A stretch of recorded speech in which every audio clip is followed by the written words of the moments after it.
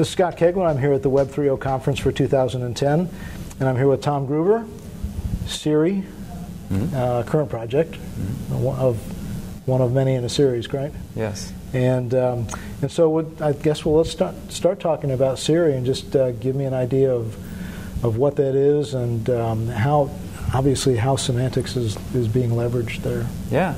Well, Siri is what we call a virtual personal assistant. So it's the assistant in your hand, in your phone.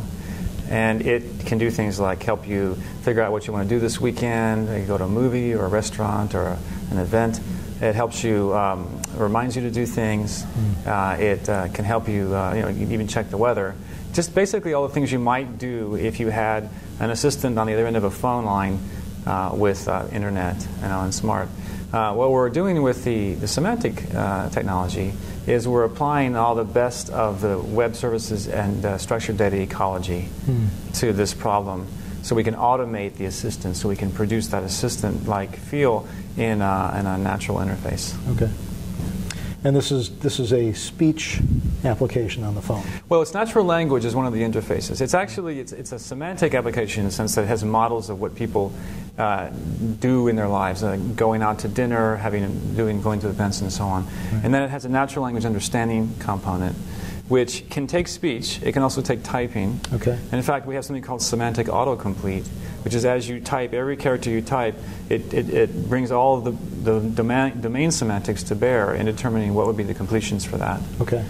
So it's really more than just speech, but the speech is exciting because then, for the first time really in history, you can just say what you want, and it really does, in fact, help you solve a problem. Yep. Years ago, there was an application, and it was a voice application on the phone called Wildfire. Oh yeah, I love that. Yeah. And I fell in love with her because she was great. I could just pick up the phone and say call Dan or whatever, and it would just pick it up and it would repeat to me what I said. So it had that speech recognition component to it, but that's changed quite a bit. Yeah. Because that vocabulary is pretty limited. That's right. I mean, the Wildfire was a great example of an intermediary and an assistant. It really did just one thing. It helped scan your communications, derive your communications. It did extremely well, and the fact that it was a natural interface using voice was elegant. Right. We're trying to generalize that concept to all kinds of things you would do with the web, for instance, or with email or social networking. Okay. The model, interestingly enough, is still an assistant. That is, it's still an intermediary of sorts. But now it's more like a personal assistant. Like when you talk to Siri, you're mostly talking to your assistant, not someone else's assistant. Okay. And very personal. Very personal. And that changes the game. And now you can start trusting it with your addresses and your credit cards and your preferences and interests and your history. Okay. And now it can take that data and apply it to your problems for you. Okay. And of course there's a leap to be made in that faith, right? Of the give over my personal information. Although that leap is becoming shorter now because everything is everywhere. Well, yeah, trust is really key. We think to make this personal assistant model work, it needs to be a win-win for the user and for the system. And the way that works really isn't that complicated. You know that the assistant can help you save you time. A hassle factor, just streamlining tasks. And if you know that at least at the data level it's secure, and that's relatively easy to guarantee, then you can now start saying, well, why would I want to fill out a form again? Why would I do another password? Why would I do another credit card? All those things are savable. Of course, it's an evolution. There'll be early adopters who trust it and understand that you can trust that technology. There'll be people who don't understand and will rightly be hesitant. But just use it in an anonymous way at the beginning. Okay. This morning we had a good time talking about this thing we call the big think small screen. Okay. Which is kind of like, why is it that all of a sudden we're starting to see intelligent applications, Siri, Wolfram Alpha, these other ones, they're starting to come out of the woodwork now. Right. And especially on the mobile phone, it's really interesting. I think Pandora is another example of one where you start to see intelligence of the big thinking, the big computing over big data sets in the cloud brought to bear on these brilliant little interfaces on cell phones. And that's because it's not only is the little thing capable of a brilliant interaction, it has sensors, but also there's a decent bandwidth now. And then there's a colo, the cost of running a colocation facility and elastic computing in the cloud. All those things are actually combined in what we call a perfect storm for these things. And we're going to see other applications like that. I think Siri is just the beginning.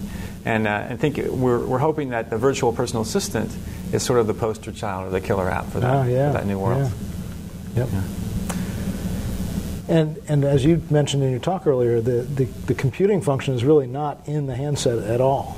Yeah, not the big thing. You have some capabilities, obviously, for capture and transmit and receive and those kind of things, but everything else is offloaded to supercomputers or whatever that is. I don't even know what supercomputer means anymore. Imagine these huge farms. I mean, how Google does it. These huge farms of servers. That's why it happens so fast and so incredibly well. That's even how the speech works. For all history of until the last few years, the speech was always done on device. Right. And that's why you have like sort of okay voice dialing, and that was about it on phones. Yep. And now you have, Siri, help me plan a date this weekend. And, that complicated sentence, or like I think one of them I said, like, book me a table for 2 at Il Fornaio in San Jose for Friday night. All that kind of a dictation, it takes a fair amount of computation to do in real time. Sure. And that's now done just because the bandwidth of transmitting those bits is real time. And the clouds are big enough, the computing is big enough to do it there. And the ability to make those associations in real time. That's right. Yeah, to take that and parse that at web scale, which means multiple per second, being able to take that and make sense of it in natural language processing. Right. Now, of course, we're working hard to make it that fast. But the basic fundamental, you're in the ballpark now. It used to be just one of those things you saw in laboratories. It just never made it to the light of day. Right. Moore's law has made the compute cost per machine go down a little bit.